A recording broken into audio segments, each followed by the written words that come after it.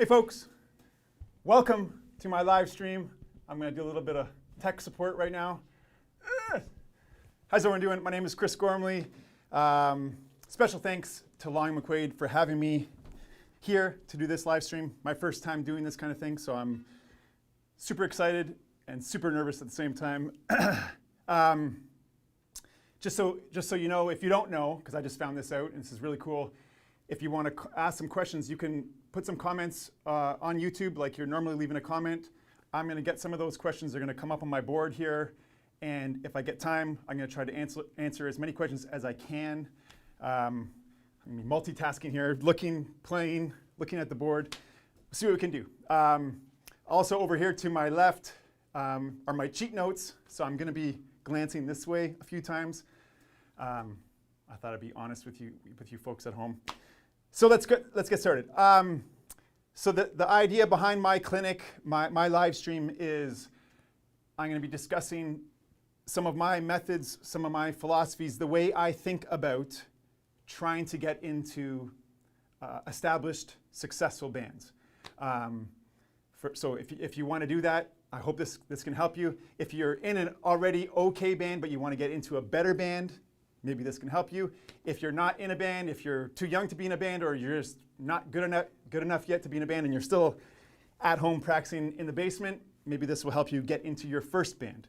It's just kind of like things that have helped me through my career to help take my playing and my musicality to the next level, to the point where I can play with better musicians, more successful bands, and whatnot. So let's get started. Before I get to I have three main categories of things that I want to share with you. But before we get to those three main things, something else has to happen.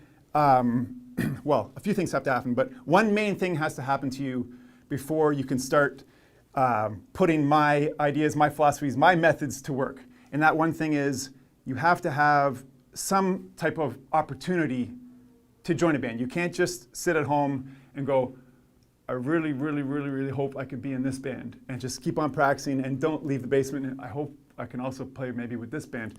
Stay at home in the basement practicing.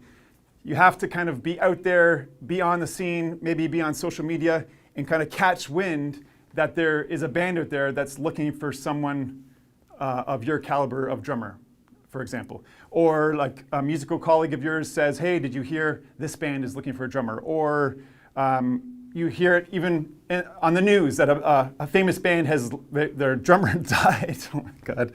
Or the drummer quit and they need a new drummer. That's your opportunity.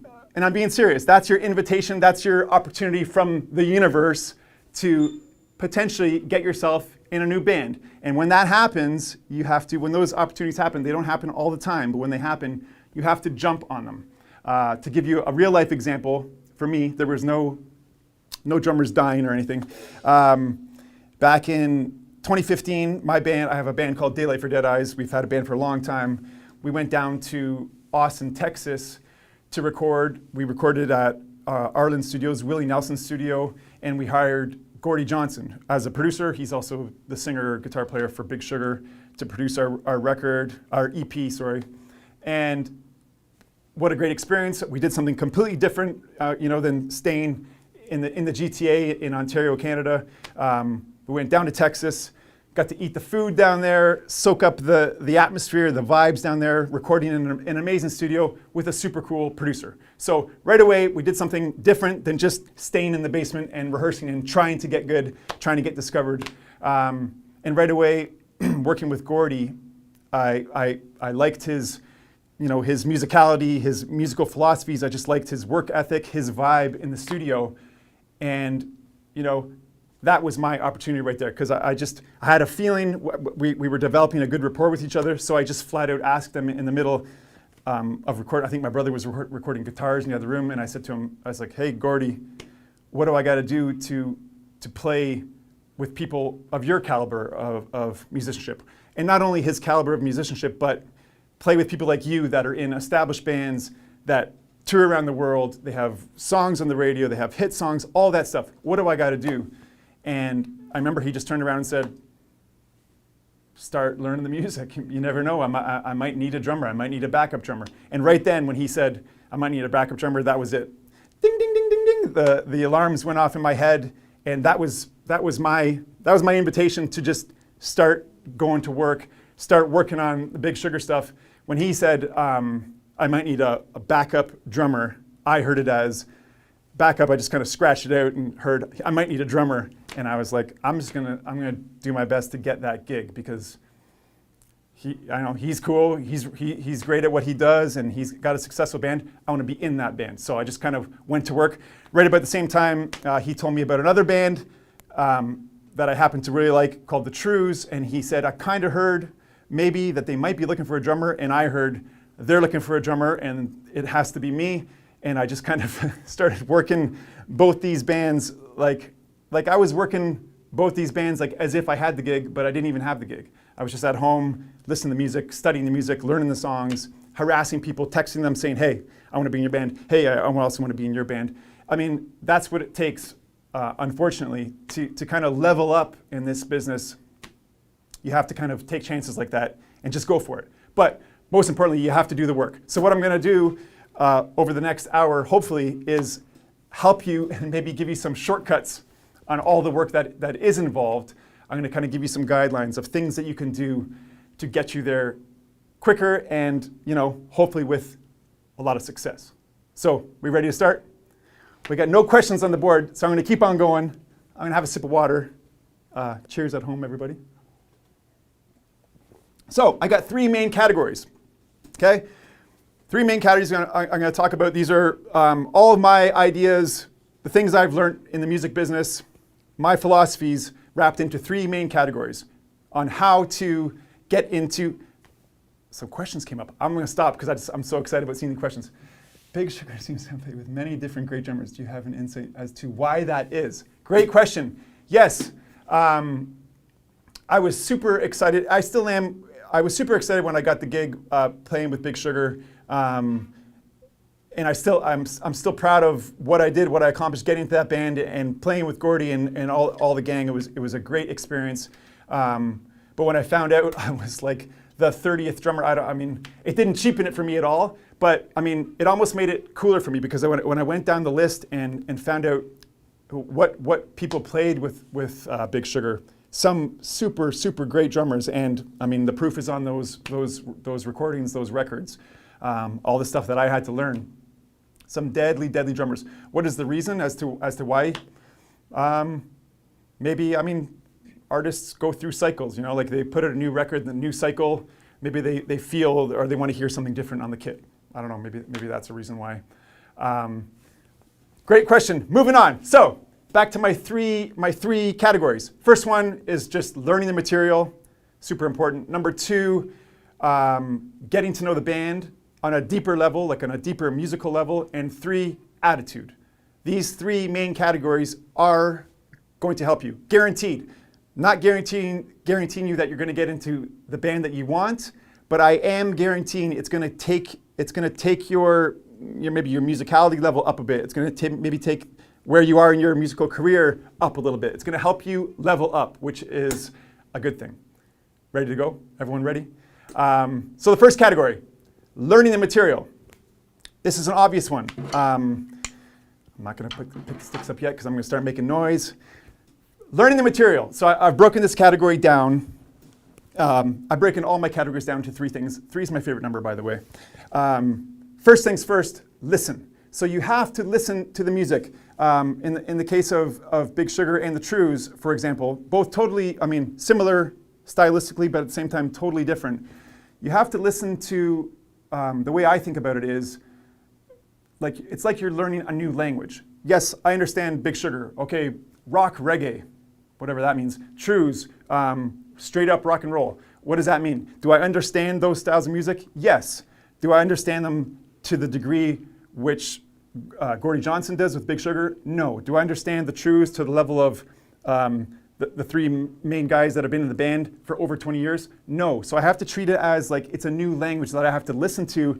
Like if I wanted to learn Spanish right away, I would have to start studying, start listening to the language, getting it in my brain. Same thing with music. That's how I treat learning other bands' material. It's like a new language. For example, with the Trews stuff, yes, I have some similar influences to them for sure, growing up listening to the same music.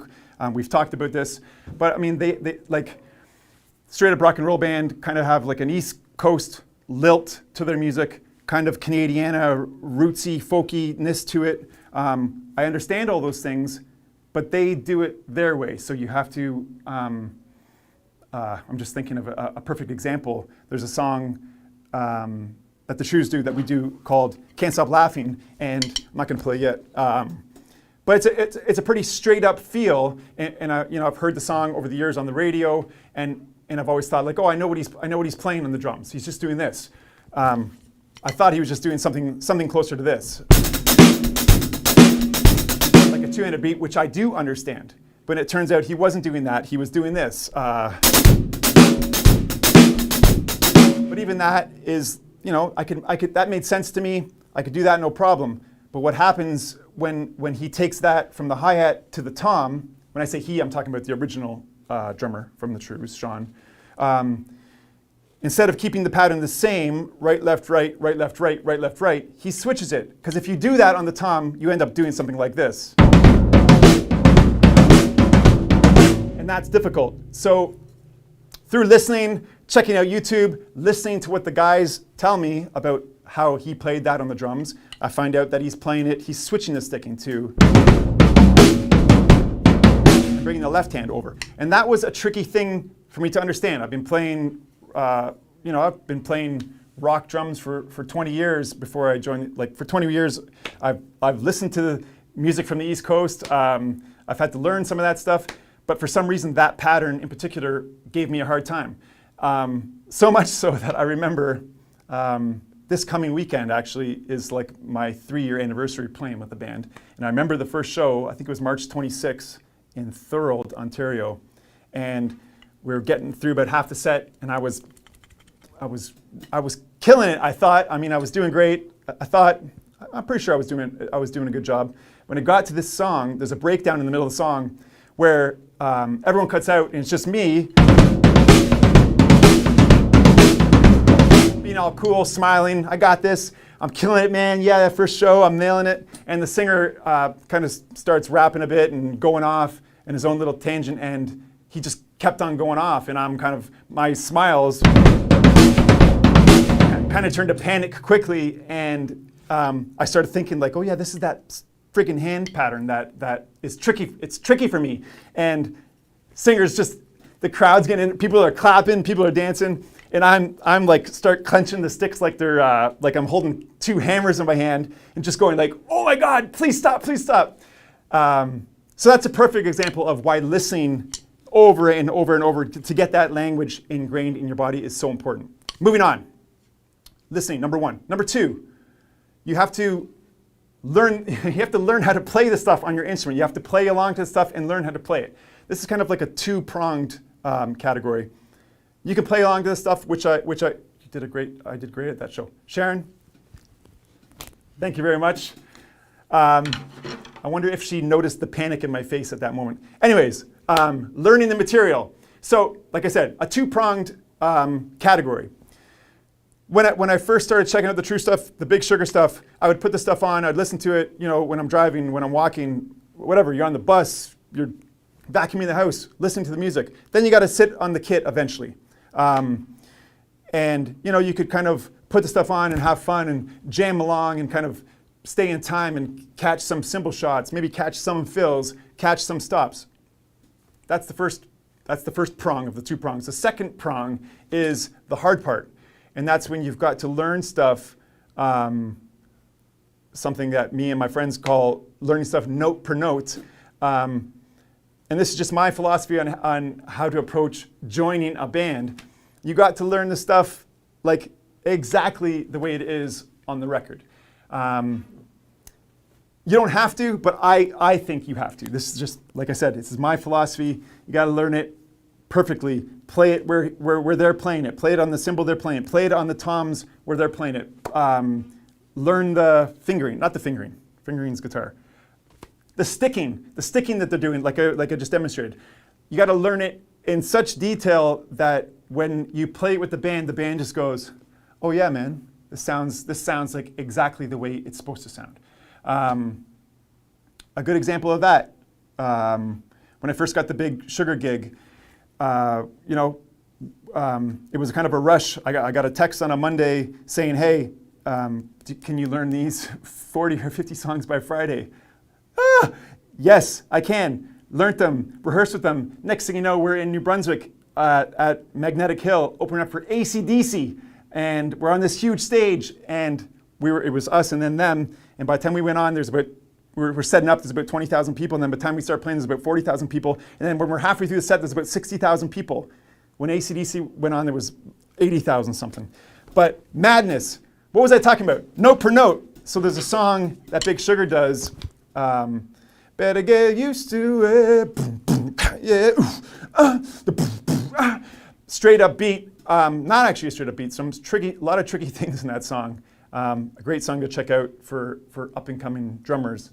But what I want to talk about is the intro, the first lick off the top of the song. It's a drum lick. So the drums start the song.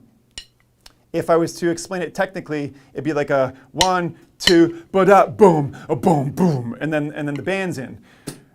Learning things note per note, that does not give you the license to go 1, 2, boom, or 1, 2, boom. If you do that, you can do that, but if you do that in Big Sugar, you will get something probably thrown at you, or you will get death stares by people in the band, or someone might just come up and smack you the back of the head because it's just plain wrong. You got to play it like it is on the record. You got to remember these musicians that you're playing with, they've been in the band, they've been there for a long time, they know how things go for 10, 15, 20, 30 years maybe. When that song starts, it just goes, and I'll play it on drums now, it just goes.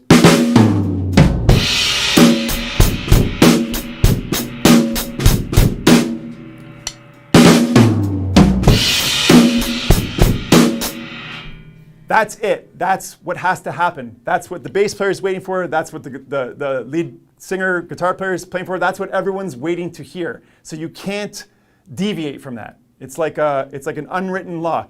Like I said, you can, and feel free to do it, but you won't get that gig. And if you do get that gig, you'll get fired quickly. So just something to think about. Moving on.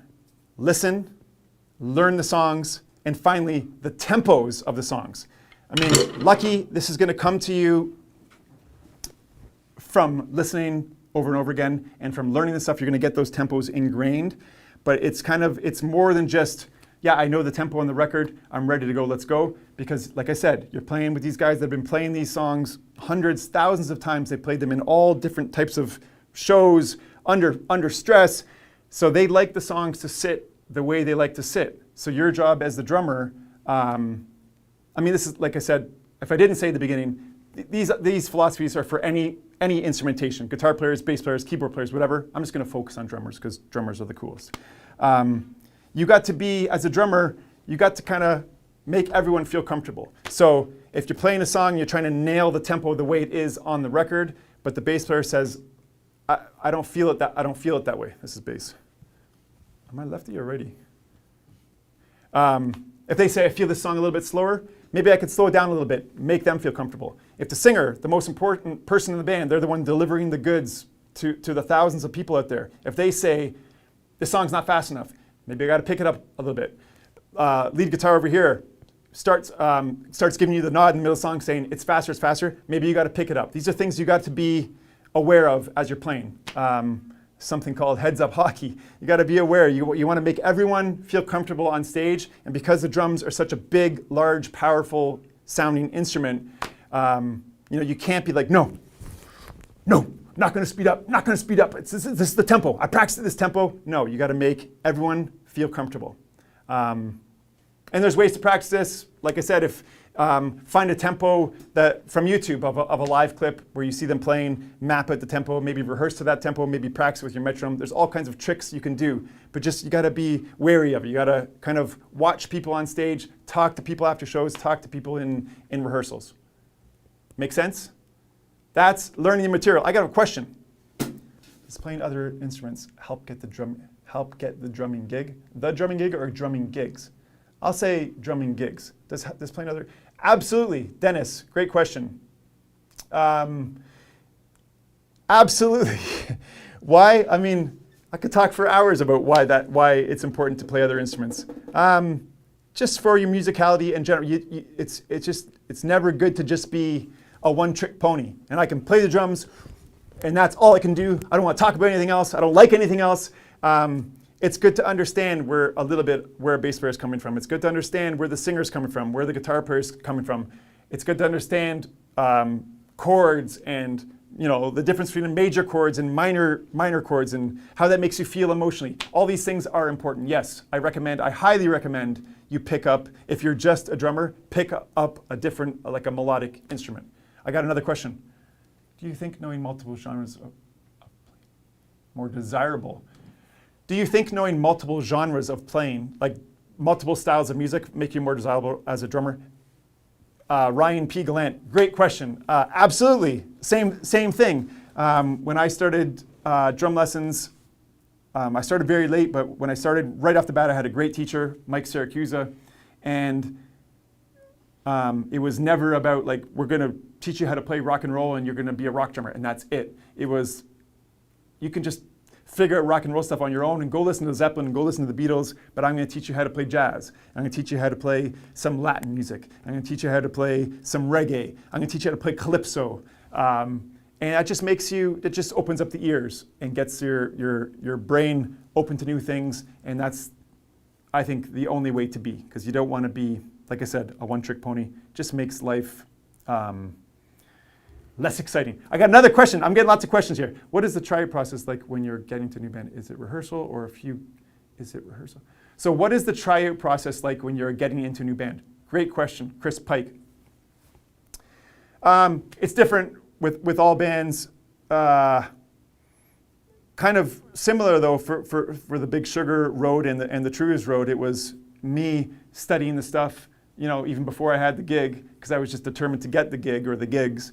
And then when I finally had a chance, it was like, hey, we should jam, which is kind of like a looser, casual version of a rehearsal. Play through some songs. Does it feel good? If it feels good, let's have a real rehearsal set up. Learn these songs, and if you can get through those, maybe we'll do a show. That's kind of how it works, how it's worked for me. Great question, Chris. So we're done with the first category, learning the material. You got to listen, play, learn everything note per note, and get those tempos ingrained in your body, in your mind, in your soul, and try to be the best drummer you can be out there. Moving on, more questions, keep them coming, folks. I'm gonna have a sip of water. I am gonna play drums again. Quite exciting here with this. I've been woodshedding some True stuff the past couple weeks, and I haven't allowed myself to use a new pair of sticks, and my sticks, which are normally this big, are kind of like in half, and they look like 2 chopsticks now. So this is great just to have real sticks in my hand again. Moving on. Category number 2, getting to know the band.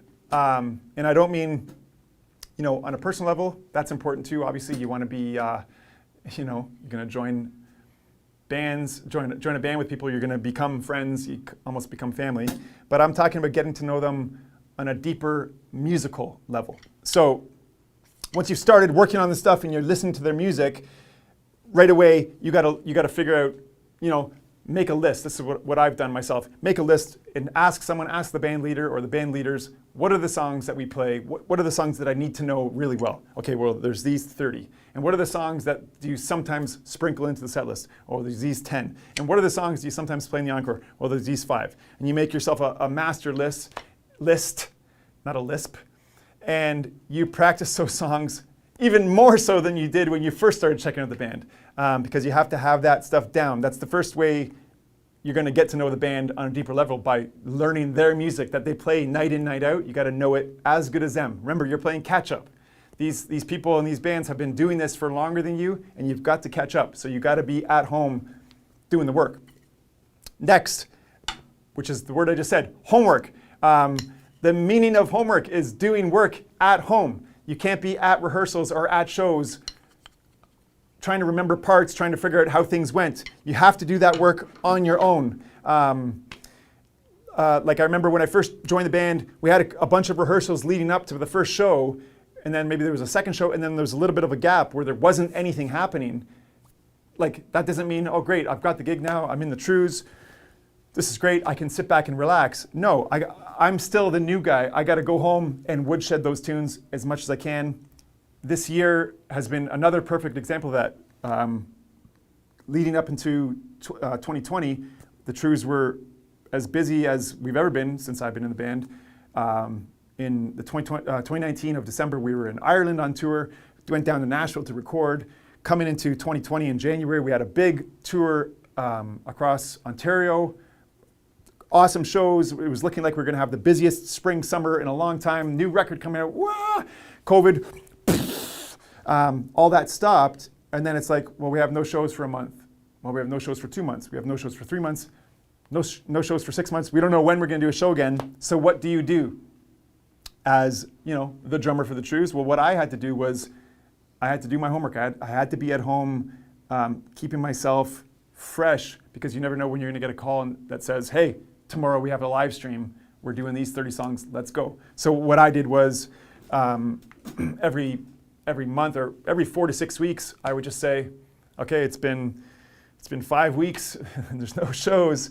And I'd get my phone out and put my headphones in, and I'd play through all of the repertoire that we play. And if I screwed up, I'd play that song again. If I still didn't nail it, I'd play it again. And if I played the next song and I nailed it, I would just keep going, all the way through the list. It'd probably take me like a week. I'd play 45 minutes here, an hour here, half hour here. And I'd do this, I've been doing this all through this pandemic because, I got the gig, but I want to keep the gig, and I want to keep that level of professionalism. I want to keep it up here and going and keep it going higher. So you have to keep things fresh and crispy. You can't get out of shape, especially as a drummer, because you get out of shape and it's just hard to get back into shape. So you put all that work into learning the material. You got to keep it fresh. And when you get older, it's fresh for a bit, and it stays up there when you're playing shows, and you stop playing shows, it just kind of leaks out, or you sweat it out. I don't know what happens exactly, but it disappears. So you have to be headphones on, rocking those tunes. So getting to know the band, we have finding out what you need to learn, doing your regular homework, and the last category about getting to know the band, and this is if you want to have longevity in the band, is you have to get to know the band, like I said, on a deeper level. You have to get to know not only their music, but what music inspired them. Like what were you thinking about when you wrote this record? What did you listen to growing up? All these things are important if you want to be part of this band for a long time, if you want to potentially write with the band, if you want to be part of the creative process of creating live musical segues and things that you do at concerts. If you want to be part of all these good things, you have to ask the questions and say, hey, who did you listen to growing up? What's your favorite band right now? Oh, you're listening to this right now? Why are you listening to this right now? Maybe I'll go home and I'll check it out also. These are important things. With the Trews guys, with the Big Sugar thing, the amount of stuff that Gordy was into, like the blues and the reggae and the R&B and the soul, so much stuff. For the whole 3 years that I was with Big Sugar, it was just, I was always studying, listening to this reggae, studying this drummer. Like some of my favorite drummers came out of that Gordy Big Sugar experience. With the Trews guys, same thing. One good example with them is maybe I found out that they were huge fans of the Tragical Hip. Like I said, we had similar influences in our rock worlds growing up. I obviously know who the Hip were. I was around in high school when they were the biggest rock band in Canada on every radio station. I'm aware of all the music, but I discovered I didn't know them maybe as deeply as the guys in the Trews did. So I had to check that stuff out. I had to learn some of the parts, some of the cool songs, some of the hit songs, some of the not so hit songs, and figure out what was making those guys so inspired by this music. I had to check that stuff out. Actually, over the course of my time with the Trews, members of the Hip have come out and played with us. We've played with Gord Sinclair many times, and he's come out and played bass with us, and we had to learn Hip tunes and play them with guys in the Hip. And when I learned those songs, I didn't half-ass it, or excuse my language, I didn't how do you say that without saying half butt it. I didn't half butt it. I really learned those songs. I knew how much this band meant to the band that I was in.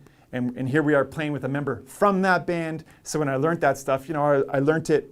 I didn't just kind of fake my way through it. I learned it real good. So, to get that, just to help out the whole relationship of the band with the new guy playing with this guy. And when we played those songs live, we had some really magical performances. I think because of everyone really cared about the music so much. If I didn't care about learning the songs and I just kind of, like I said, half-assed it, I don't think we'd have such good magical musical experiences playing that music, because it would always kind of be like, that was pretty good, but something was off. Yeah, it was the drummer who didn't do his job. So it's your job to learn that stuff and learn it right. That's category number 2. So we had learning the material, we had getting to know the band, and I have a question. Ryan, this guy already asked a question. Great. Hey, Ryan. I play my shows to a click. Is that weird? Absolutely not. That's great, man. The show is probably super tight because of that, and you're probably super good at playing to a click. The Trews are actually doing a big live stream just coming up. I don't know when you'll be watching this, but April 3rd, we're doing a live stream from the Horseshoe in Toronto, and we're doing, I don't know if this is top secret or not. I think the cat's out of the bag. We're going to play their first record in its entirety, and we've actually been rehearsing with a click because it's been a while since all the guys have played these songs, and they wanted to go back to the original tempo, the original intent of the song to make it feel like it did 20 years ago. So we've been cranking the click in my headphones and blasting out tunes with the click, and it's great. It feels like everyone's kind of bulking up because it just kind of makes you stronger. So that's a great question. Toffer, how do you manage the balance of hustling for a gig that you want while you already have a gig that you like? Man, great question. Toffer, I like this guy. Great question. When I came back from Texas in January 2015, my band Daily for Deadeyes, we were like weekend warriors and then some. We played every weekend in clubs, and we did original shows during the week. Sometimes we played weddings. We kind of did it all. And that kept me very busy, and I was teaching a lot and doing a lot of things, but that's no excuse. Like if you how do you manage the balance? There's no balance. It's just, you just gotta go all in. You just gotta, whenever there's time, you can't waste it. And you have to dedicate that time that you would normally be wasting to learning the material of the next thing, the next project you wanna join, the next band you wanna be in. That's just the way it goes. There's no like, I'll put my life on time out right now and just gonna study this band. It doesn't happen like that. Life goes and you're busy and you're working hard and you're not sleeping much. But on top of that, you gotta learn all this new stuff to then hopefully get your life leveled up. I got more questions. Marshall Brown, when auditioning, I'm finding my eyesight is actually getting bad. If the band gives you a choice of material to choose from, what do you aim for in your choices? A choice of material to choose from. What do you aim for? Marshall, if the band gives you a choice of material to choose from, what do you aim? I mean, in my experience, the bands don't necessarily give you a choice. It's just like, these are the songs we're gonna play. Learn them. Some of them are more maybe physically demanding. Do you want to do those ones first? Maybe that's an example of them giving me a choice. I just go right for the jugular and just learn the hardest ones first, because when you put that song on and go, oh my God, that's fast, that's really rocking, a lot of fills, a lot of different parts. Learn that one first, because just dive right in, and then the easier ones will come later. Hope that helps. Marshall, for the Birds, any advice for a young drummer? My son is 14 and wants to be a rock drummer. Any advice for a young drummer? My son is 14 and wants to be a rock drummer. Yes, tell him to go to university and get an education. Don't be a drummer. No, just joking. Yes, listen to rock music and listen to the greats. I don't want to say exactly who he should listen to according to me, because I don't want people to get upset, but I know who you should be listening to. You should be listening to Zeppelin and the Beatles, and that's it. No, just joking. Just listen to the greats and start learning songs. You want to be a rock drummer? That generally means you want to be in a band. So you got to start learning songs. At 14, you should get yourself a great teacher because, I mean, I started a little bit later than that, but as soon as I started, I got a great teacher, and you need someone to kind of guide you on that path. But first off, get a drum kit, start listening to rock songs, and just start listening, going, what is he doing? How are they playing that? And start figuring stuff out on the kit. That's the best advice I can give you. Is that it for questions? I'm going to move on to my third category. I'm parched. So we have number 1, learning material. Number 2, getting to know the band. Number three, and most important, is attitude. None of this stuff is going to happen if you've got a bad attitude. You have to have a good attitude. And I broke this into 3 categories. Number 1, you got to be energetic.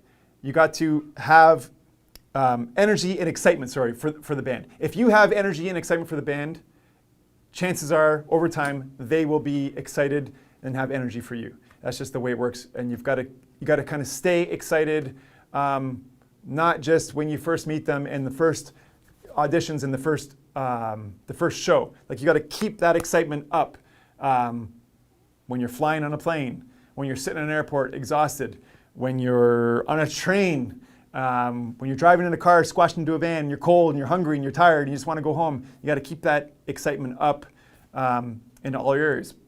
I mean, it's like if you're at work and you're not in a band, you just got a job. You have to have the energy and excitement about the job. Otherwise, you might lose that job. So keep that in mind. Second, these are like no-brainers. Be professional. In all aspects. I mean, like I said before, learning the material and doing your homework, that's just part of being professional. There's so much more to it than that. You know, show up on time for rehearsals, show up for shows. Don't miss flights out of different provinces or different countries. Try to dress cool, try to look good on stage, try to, care about your appearance.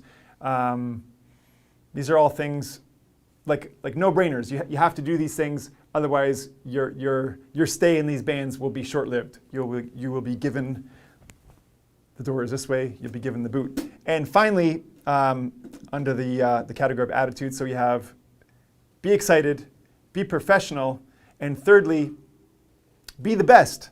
And what I mean by that is, you get hired for one job. In this case, I'm getting hired to be the drummer. I want to be the best. It's like I got hired for a position on a team. I want to be the best at this position. It sounded like I said disposition there. I didn't mean to say that. I meant this position, being the drummer. I want to be the best. It's not about a competitive thing about I want to be better than the last drummer or the drummer, whatever drummer before me. No, I just want to be my best self. I don't want to half-ass things. And you can do that, and you can still get into bands, but it's no way to live. You want to be the best at it and always go the extra mile. Because the rewards, there's so many rewards out there for you and for the people, the band that you're joining.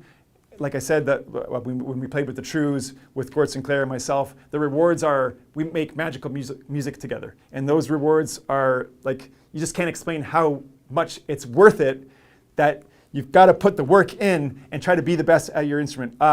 Quick example, when I was learning 3 years ago now, when I was learning all the Trews stuff, one song in particular that was kind of very stylistic to the drummer who helped write the song and wrote his own drum parts. And there's a lot of fills in it. And I mean, I get the style that he's playing in, and I could have kind of flubbed my way through the fills and just kind of played whatever. But the song, I'm talking about Highway of Heroes, it's a very important song for the Trews. I mean, it's a successful song for them. It did very well for them. But a lot of people, a lot of their fans are highly impacted by that song. And whether they know it or not, they're impacted not just by the lyrics or not just by the singer or not just the guitar part. They're impacted by the whole song, like the whole thing. And that also includes the amazing drum fills that were written for the song and on the record. So I'll just give you an example. I'm trying to give you a bad example and then the proper example. Like the main...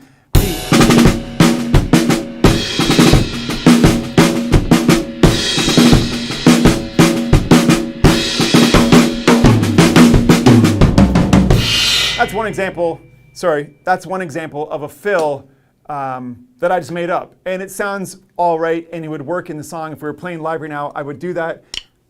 Maybe no one would even flinch. Probably no one, zero negative, no one in the audience would flinch. But I would know that I just screwed up that fill and I'm just making stuff up like I'm Mr. Make It Up on the fly over here. And that's not the way I like to roll. So I'll give you an example of 3 fills that the original drummer wrote that were, challenging for me to learn. But I learned them, I've internalized them. Now that I said I've internalized them, I'm going to screw up on you guys. But I've learned them, and I think when we deliver that song, it's got that extra punch because I'm trying to make it the best, and I'm going that extra mile to make it better. So here we go.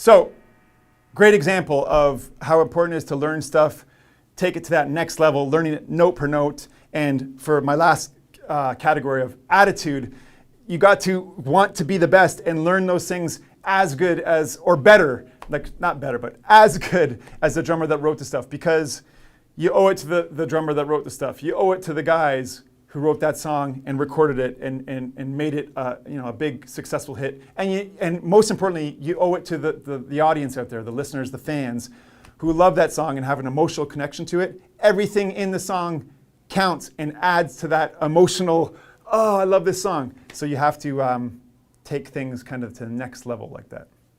And that's my 3 categories, folks. So we have learning the material, getting to know the band. I like my hand on this side. Getting to know the band on a deeper level, and thirdly, attitude. All these things are super important, but as I come to my conclusion here, they're all meaningless unless you're at home doing the work, because unfortunately it takes a lot of work and you got to be grinding it out in your basement all the time. I mean, I'm in the belief that if you want to be professional at any type of instrument, drums, bass, guitar, vocals, singing, you should be doing it every day. I've thought that for a long time. You can ask my wife. I drive her crazy every day. And I don't even have real drums. I practice on little pads in the basement. But every day you got to be down there doing it if you want to keep having your career go this direction. If you want to go this direction, stop doing it and just take a nice long vacation from your instrument and stop improving. It's easy. I got some proof of this theory back when I was playing with Big Sugar and we did a show in Toronto, and Alex Lifeson from Rush came out and he played with us. We had dinner with him before. He came, played the show with us, played some songs. It was awesome. And afterwards, backstage, he started talking. I asked him some questions about Neil Peart, who was still alive at the time, and he told me, yeah, one thing about that guy, he practices every day. He takes one day off a year. He takes Christmas Day off, and he practices. I can't say that word right now. He practices every day, 364 days a year. He's practicing on his drums, and I was like, wow. I mean, there's all the proof you need. I mean, I'm telling you, but it's not me that's telling you now. Now I'm telling you that Neil Peart has told you indirectly that if you want to be like, I mean, I'm not talking about becoming one of the most iconic drummers in the world. I'm just talking about being professional, trying to achieve greatness on your instrument, you have to be doing it. You have to be down there every day. If you don't have time, you got to make time. I mean, some days I'll literally run downstairs and play for 15 minutes. And whatever it is I'm working on at the time, I'll just do that for 15 minutes. And it literally helps me sleep better because I know that, you know what, I didn't have time today, and that was 15 minutes was not enough, but I did something. So I really think that's important.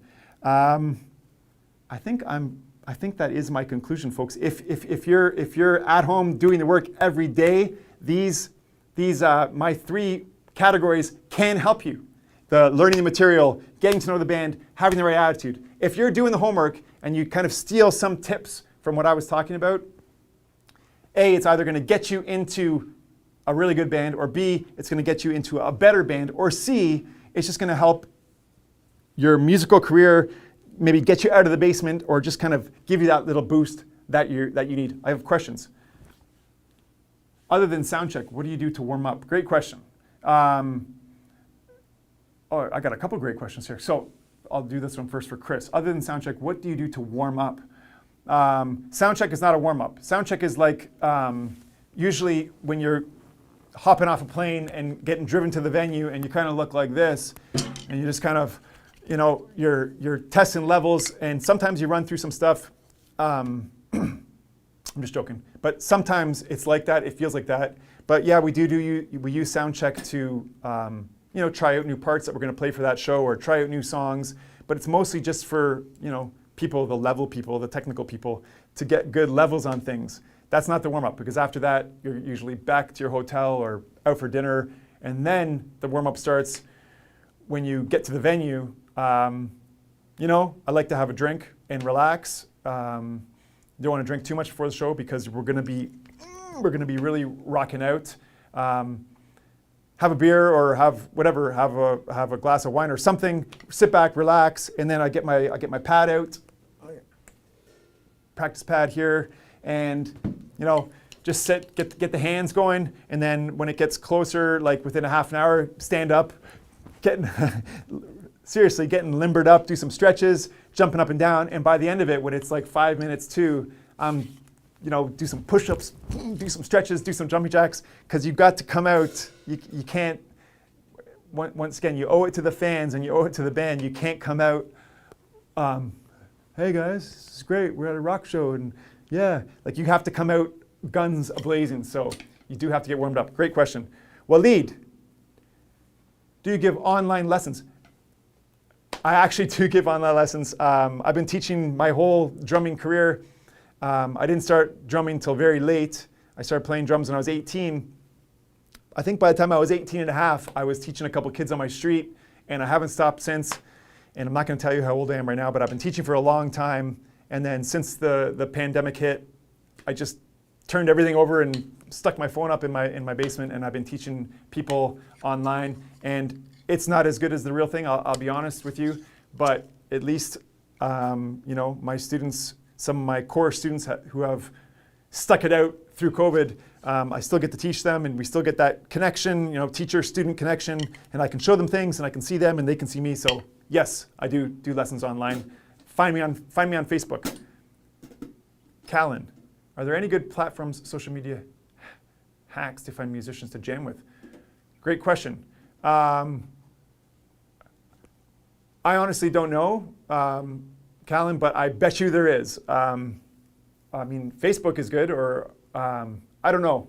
It's been a long time since I've tried to, but I hear your pain. I remember when I first started, I wanted to jam with anyone. I would just walk around and go up to random people and say, hey, do you play guitar? Hey, do you play bass? Let's come to my basement. I got a drum set. Keep on asking, Callan. I don't know where you know what? I'm sure the people at Long McQuaid might have some connections for you. Go on their website or go on their Facebook and put that question into them, and I bet you'll get an answer back. I have another question coming up. Oh, it's from Waleed again. If I'm not mistaken, you have also come.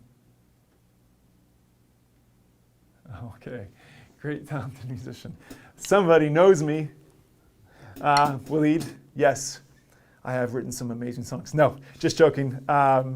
Yes, like I said, I had my own band, Deadeyes for a long time. And we wrote some great songs, I think. And I still write songs all the time. I love writing songs. I play a little bit of guitar and a little bit of piano, enough to write songs on. And I love to write songs. It's one of my favorite things in the world. So drummers, you can write songs too. Nikki, you have a night where you're just not motivated to play? And if so, what do you do to motivate yourself? Honestly, I mean, like with the Trews, no. With Big Sugar, no. I mean, with my own band, way back in the day when we were playing in bars and drunk people were falling on top of us, and you'd literally be playing and get a microphone. I have a chip in my tooth from a microphone coming into my face when I was trying to sing and play. Some of those nights I was unmotivated. Now playing with the Trews guys, no. I find it very difficult to not be motivated to get on stage and play for the fans. It's what I'm supposed to be doing in life is playing in a rock band and rocking out. So no, I get motivated very easily to play shows. But great question, Nikki. I don't know if she's a drummer. Any more questions, folks? Chris, there are 3 types of drummers in the world: those who can count and those that can't. Any good drummer jokes? Any good drummer jokes? I'm not a very jokey person. I mean, sometimes I can be funny, but I'm not a good, some people can remember jokes and some people suck at remembering jokes. I'm the second. I can't remember jokes. But you know what, Chris? Drummers are no joke. Drummers are serious folk. That's what I think anyways. I don't have any jokes. But folks, I think I got to go. That's my live stream. Remember, when you get that opportunity or you see that opportunity, go for it. And if you go for it, think of some of the things I said. Think about learning the songs in detail. Think about getting to know that band or those people you're playing with on a deeper musical level. Think about having the right attitude and just, you can do it. I guarantee you, if you put some of these things to work and you have an opportunity to play with people or audition with people, you're going to have some success. And most importantly, just have fun with it. Peace!